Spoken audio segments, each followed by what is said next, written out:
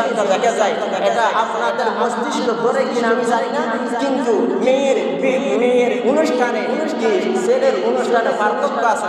ছেলের অনুষ্ঠান ওইখানে আনন্দ হয়, মেয়ের অনুষ্ঠানের বাড়ির মধ্যে আনন্দ হয় না। কিন্তু বর্তমান আন্দোলন দেখেছে, কারণ মেয়েটাকে এরকম ভাবে লালন পালন করেছে, বন্ধুর সাথে কথা না বললে এখন মা বাবার সাথে, যদি মা বাবার সামনে বয়ফ্রেন্ড গার্লফ্রেন্ডের সাথে কথা বলতেছে, কিরকম পালন করে না, এটা ফ্যাশন হয়ে গেছে।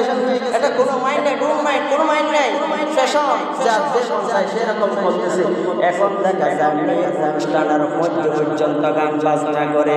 ওরে যুবক বৃদ্ধ বাবাজিরা, কেমন আপনারা মেয়ের অনুষ্ঠানে গান বাজনা করেন? আজকে আপনার কলিজার টুকরা মেয়েটা আপনার কাছ থেকে অপরিচিত মানুষের বাড়ির মধ্যে চলে যাবে, বাবা মেয়ে হারাই ফেলবে, মা আপন কলিজার টুকরা মেয়ে হারাই ফেলবে, দাদা নাতনিকে হারাই ফেলবে, দাদি নাতনিকে হারাই ফেলবে, ভাই বোনকে হারাই ফেলবে।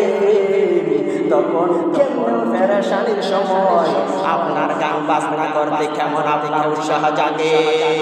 তখন তো আল্লাহর কাছে ফরিয়াদ করা দরকার, ও দয়ার মালিক, আজকে আমার কলিজার টুকরা মেয়েটাকে আমার কাছ থেকে বিদায় দিয়ে দেব, অপরিচিত একটা বাড়ির মধ্যে আমার মেয়েটা চলে যাবে।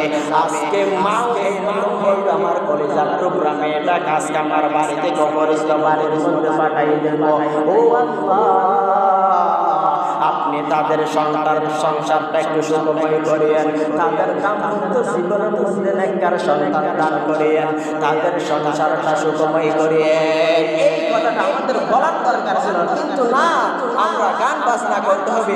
এটা না যে মেয়ের অনুষ্ঠানে গান বাজনা যারা করবে তাদের জন্য জায়েজ না, ছেলেদের জন্য জায়েজ না, ছেলেদের জন্য হারাম, মেয়েদের জন্য যেরকম গান বাজনা করা হারাম, ছেলেদের জন্য গান বাজনা করা হারাম।